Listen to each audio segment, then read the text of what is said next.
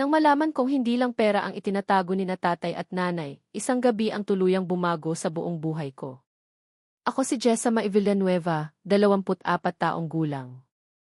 Lumaki ako sa isang bahay na sa labas ay mukhang perpekto, pero sa loob ay puno ng sigawan, sumbatan, at lihim na unti-unting sumisira sa aming pamilya. Akala ko normal lang ang marinig gabi-gabi ang sigaw ni tatay.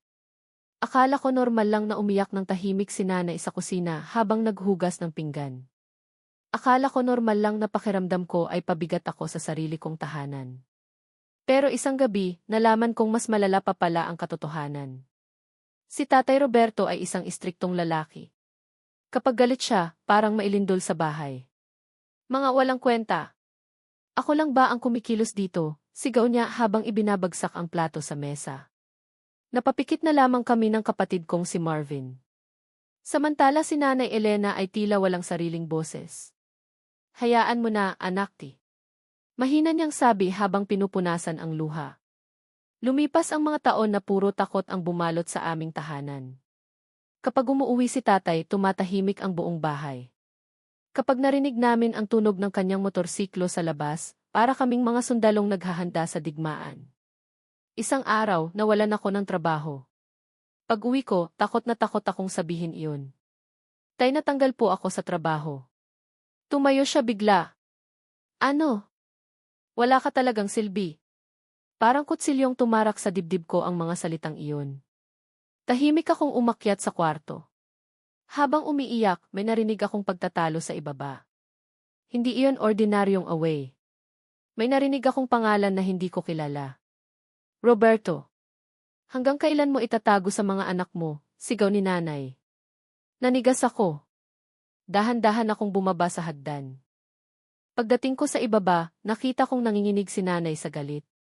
Samantalang namumutla si tatay.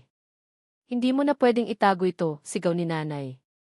Tumigil ka, sigaw ni tatay. Pero huli na. Humarap si nanay sa akin. Tumulo ang kanyang luha. Jessa, hindi mo tunay na ama si Roberto. Parang tumigil ang mundo. Hindi ako makahinga.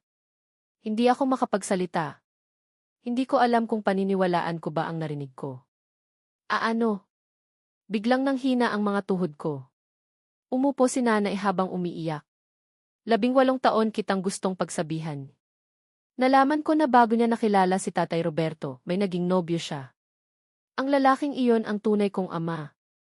Ngunit namatay ito sa isang aksidente bago pa ako ipanganak. Pinakasalan siya ni Roberto. Ngunit habang tumatagal, isinumbat nito ang lahat. Lahat ng gastusin. Lahat ng sakripisyo. Pati ang mismong pag-iral ko. Biglang nagsalita si tatay. Hindi ko siya tunay na anak. Ako ang nagtaguyod sa kanya. Nanlaki ang mga mata ko. Sa unang pagkakataon, nakita ko ang tunay niyang pagkatao. Hindi siya galit dahil mahirap ang buhay. Galit siya dahil hindi niya ako kailanman tinanggap. Habang umiiyak ako, may kumatok sa aming gate. 12:00 na ng gabi. Nagkatinginan kami. Pagbukas ng pinto, isang matandang lalaki ang nakatayo. Hinahanap ko si Jessa Mae. Nagulat ako. Ako po iyon. May iniabot siyang lumang sobre. Galing ito sa tunay mong ama. Nanlamig ang katawan ko. Hindi ako makapaniwala. Paano nangyari iyon? Ipinaliwanag niyang matalik siyang kaibigan ng aking tunay na ama. Bago ito namatay, may iniwang liham para sa akin. At ngayon lamang niya ako natagpuan. Nanginginig kong binuksan ang sobre. Nakasulat doon. Anak, kung binabasa mo ito, ibig sabihin wala na ako. Hindi ko man makita ang paglaki mo, sana huwag mong isipin na hindi ka minahal. Ang halaga mo ay hindi nakabase sa sasabihin ng ibang tao. Huwag mong hayaang sirain ang galit ng iba ang tingin mo sa sarili mo. Mahal na mahal kita. Hindi ko napigilan ang pag-iyak. Pati si nanay ay humagulhol. Tahimik namang yumuko si Tatay Roberto. Sa unang pagkakataon, nakita kong nagsisisi siya. Makalipas ang ilang araw, nilapitan ako ni tatay. Namumula ang kanyang mga mata. Jessa G.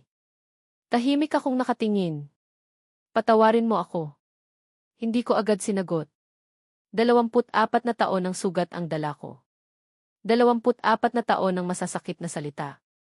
Ngunit nakita ko ang pagbasag ng kanyang matigas na puso. Araw-araw akong kinakain ng selos at galit, umiiyak niyang sabi. Pero hindi mo kasalanan iyon. Tahimik ang buong bahay. Sa unang pagkakataon, wala nang sigawan. Wala nang sumbatan. Wala nang takot. Hindi naging perpekto ang lahat pagkatapos noon. Hindi biglang nawala ang sakit. Hindi agad naghilom ang mga sugat. Pero nagsimula kaming mag-usap. Nagsimula kaming makinig. At unti-unti nagsimula kaming maging tunay na pamilya. Hindi dahil sa dugo, kundi dahil sa pagpiling magmahal. Moral lesson. Ang pagiging magulang ay hindi nasusukat sa dugo, kundi sa pagmamahal, respeto at pagtanggap. Ang mga lihim, galit at sama ng loob na itinatago ng matagal ay maaaring sumira sa isang pamilya. Ngunit kapag pinili nating harapin ang katotohanan at humingi ng tawad, may pagkakataon pa ring magsimula muli. Hindi mo kontrolado kung saan ka ipinanganak, pero kontrolado mo kung anong klaseng tao ang magiging ikaw sa kabila ng iyong pinagdaanan.